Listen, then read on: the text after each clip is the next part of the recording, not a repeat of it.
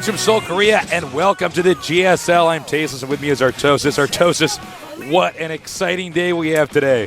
Of course we do. It's Slayer's BoxeR once again. The atmosphere is electric. There are so many people here, as there always are for Slayer's BoxeR. And he's going up against Zergbong, a.k.a. NesTea. I couldn't be happier. A TVZ, I know. A best of 7, the semifinals. Who's going to face BoxeR in the finals? We'll see. We'll see. Our grand finals will either be a Terran versus Terran if BoxeR wins, or a Terran versus Zerg if NesTea wins. So it could be very similar to Season 1's finals here. Of course, a lot of people out there rooting for Slayer's BoxeR. If you don't know who Slayer's BoxeR is, well, first of all, what the hell's wrong with you? Second of all, really, this guy is a legend, the legend of esports. Yeah. Esports wouldn't be without him. He was the most famous StarCraft I pro gamer of all time. And I mean literally the most famous. He might not have had the most success late in the game, but certainly he has the most notoriety.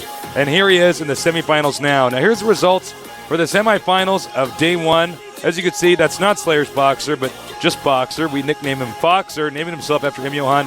He defeated Hope Torture 4-1. That's right. It was pretty lopsided.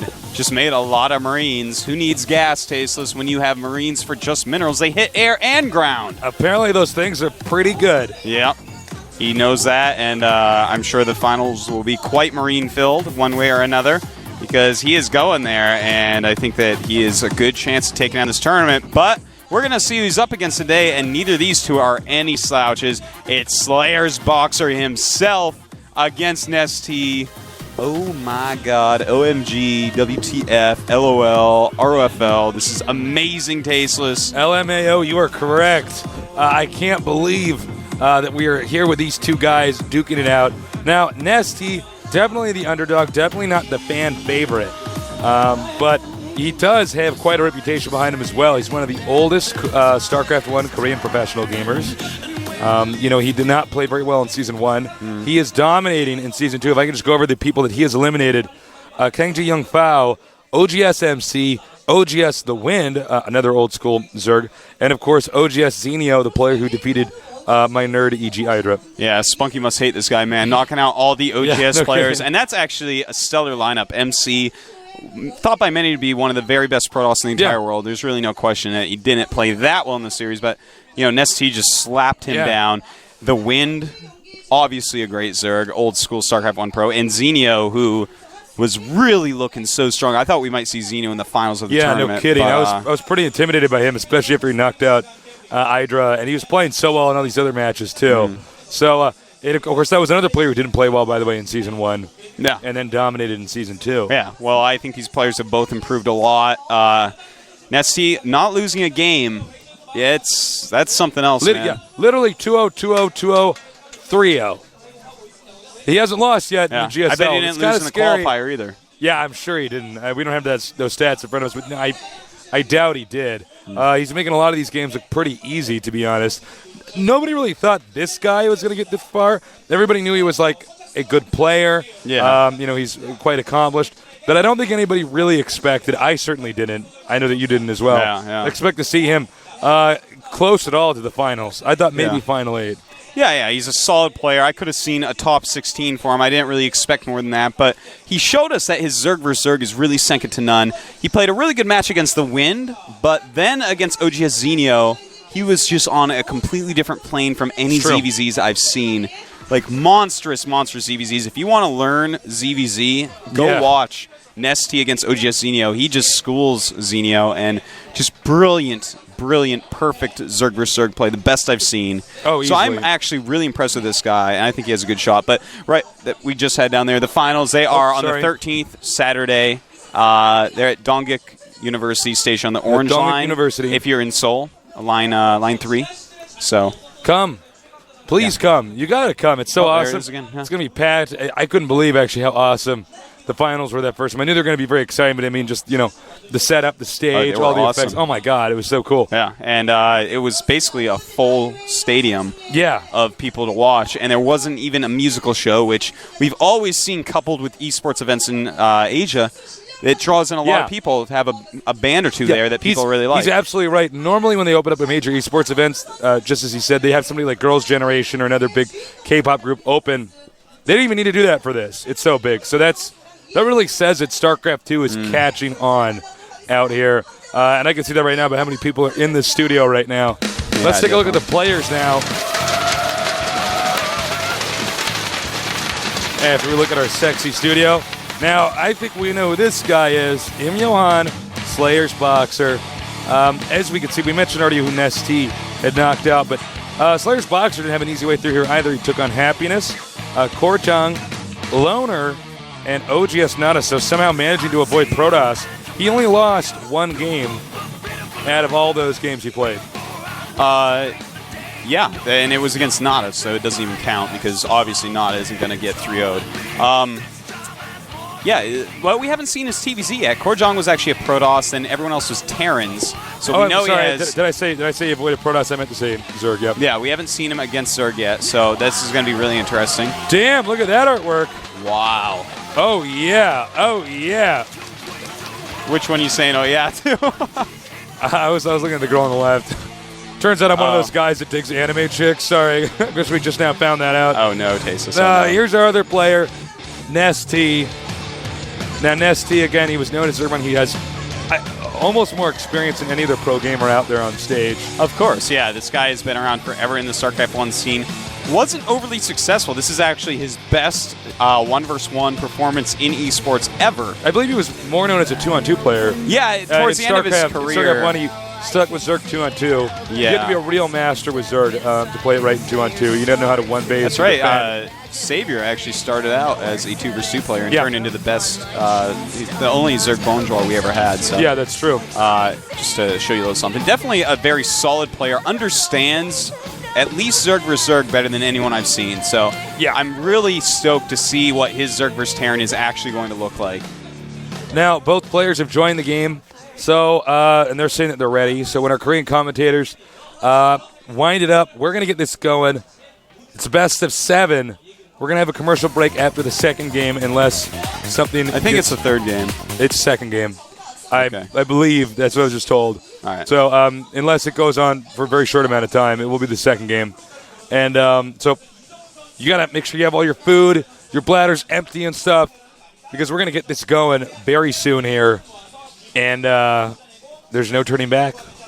History is about to be made. No turning back. Will Slayer's BoxeR get into the finals? There's no going back to the round 8 because we're in the round of 4 now. We can't do it now. Sorry, this isn't Back to the Future. We can't do anything like that. But it kind of is Back to the Future, having BoxeR versus Zergbong. That's true, actually, with these two old school players and stuff. But you don't want to miss a bit of this. Whoever gets to the finals, it's going to be an amazing finals because there will be a BoxeR in there no matter what. Yeah, BoxeR, it's exciting to watch him TVZ. It's exciting to watch him TVT. Whoever goes through, it's going to be a great finals. I'm sure most people are rooting for Slayer's BoxeR. See, wouldn't shock me. Slayer's BoxeR against the fan, BoxeR. I know. I don't know. It'd be pretty exciting. But NesTea definitely has what it takes to take this. We're going to look at the maps in a moment here. Yeah. And that'll help explain why I think NesTea actually could be a little bit of a favorite here.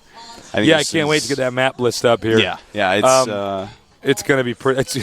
The map order and everything, the maps that are being played, I'm kind of feeling it for NesTea. It's going to be pretty hard for Slayer's BoxeR, but we haven't seen his TVZ. Maybe it's wildly good and NesTea's actually going to get slammed. I mean, these are matchups we haven't really seen these two players play at against good players so far. Just random replays and stuff like that, but nothing recent, nothing good in this matchup. So it's really hard to predict, so I'm going to go back and fall on the maps because everyone's just like, I don't know, man, 50-50. Yeah, that's what everybody's saying. It's like, a lot of people are rooting for Slayer's BoxeR, but as Artosa said, skill-wise, it's going to be kind of tough. So I think you're right at looking at the map lineup, especially in a best of 7, because there's so many maps that could be played. I mean, a lot of it's going to depend on, the first few games, what you get. Let's take a look at the maps now. All right, you see Delta Quadrant, followed by Metalopolis, Scrap Station, Blistering Sands. This is the first chunk, and then we have Steps of War, Zelda Caverns, and Lost Temple. Now, generally the feeling is Delta Quadrant, Steps of War, and Lost Temple are going to be the Terran maps, and then the Zerg maps will be Metalopolis, Scrap Station, Blistering Sands. Now, this all isn't exact or anything like that. those are just 3 maps that Zerg like. Blistering Sands in the early game and mid game, late game becomes a Terran map. But just overall, it kind of feels like if BoxeR doesn't win Delta Quadrant, I think there's a lot of pressure on him in that first map, Delta Quadrant, because it's supposed to be a very good map for Terran versus Zerg. Most Terrans really like to play it, Zergs don't. So if NesTea can take that map, I feel like it should be a relatively easy road to victory for him. Yeah, I think I you're really right. feel like now, that is the map that's important for now, Slayer's if he BoxeR. wins on one of those 4 maps, the man and he's down 3 games, he's going to have Steps of War as the 5th map. Yeah, that's really good for Yeah, Terran versus so Zerg. That's you actually should the win map. on that. Yeah, every Zerg removes that normally because it is so close. You actually cannot drone up properly because as soon as they leave their base, they're in your base, so you don't have time to make units. So you have to overmake units all game long, and it just adds up. So that is going to be like the auto kill map for NesTea. He's probably going to have some sort of crazy strategy. Yeah, he might even want to all map. in on that map. Yeah, or a something. lot of Zergs choose to do that. The last 2 maps, Xel'Naga Caverns, Zerg has to be careful early on, but it is a map that it is a map that does favor counterattacks, and that's something to keep in mind as well. I think Xel'Naga probably one of the better maps we have. This tournament. And the final map, if we get to that map, is going to be Lost Temple. Now that's could a be map hard. that could be hard for NesTea. Yeah. So a lot of this is going to be surviving early on, as Slayer's BoxeR, and NesTea trying to deal as much damage as early on. Well, we're going to have to see, Tasteless, if these guys can do what they have to do on these maps. I cannot wait to see the strategies they have prepared for some of these maps. Yeah, I mean, you look at Scrap Station, that looks like a map made for BoxeR, even though Zerg seem to like it. Delta Quadrant, that is, I want to see what NesTea's going to do there because it's the first map. It's really important to gain your tempo, gain your advantage. And with 3 maps that Zerg should feel comfortable on after it, NesTea's going to want to win this twice as bad as normally. I think so. We're going to have to see what he has planned there. BoxeR needs to win that map. And, of course, as you were saying, Lost Temple, that's going to be the really BoxeR-favored one. Lost Temple, a very hard map for Zerg versus Terran because that cliff and being tanked, Thor dropped, whatever up there. So this is just, I love this map pool for this match. And I'm almost feeling NesTea, Tasteless. I love Slayer's BoxeR, and I kind of want to see him go through, but no, NesTea seems to have a lot of experience so far, and he's a pretty solid player. Well, the countdown has begun, so let's get ready. NesTea against Slayer's BoxeR on the map Delta Quadrant. Who's going to go on? Only one of these guys can make it to the finals. Let's see who that someone is.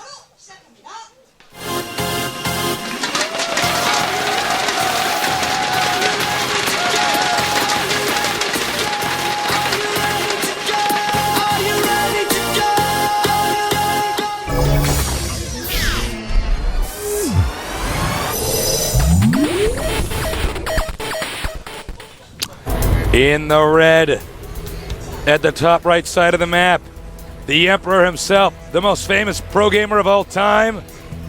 He is the one, the only. In Yo-hwan, Slayer's BoxeR.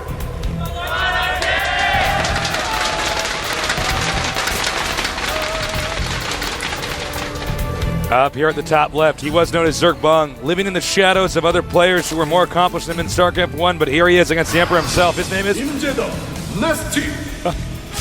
good job, Tasteless. Whoa, that came a little bit fast and I was ready. Now, what do you think about this, actually? Right? That's interesting. That's very interesting. I did not expect this. This means he's going to want to wall in very quickly with 2 buildings. It's going to be a barracks and a supply depot. Yeah, like you can't wall the there. top of the ramp with 2 buildings. So that's exactly what we're going to see here. Well, not with the supply depot and a barracks, at least. So yeah, this probably means he's going to do a rallied Marine rush and then also be safe behind it. I think that's what he's going to go for, but Looks also like it. this will make it so his base is not scoutable. Now, that could mean any number of things. He could go for command center first before gas, could go for some weird high-tech rush. We'll have to see, but the barracks, it is proxied a little bit, being at the bottom of that ramp, while still having a wall in so he can't be scouted. So I like it. It's new. It's fresh. It's BoxeR. Yeah, this is very interesting. Now, of course, going for double barracks. All right, so he's going to go for pressure build. Then note, these positions do not favor NesTea, simply because this expansion over here, very accessible on the cliff, because the Terran is, of course, so close by. But it doesn't look like we're going to have a situation like that coming up anytime soon.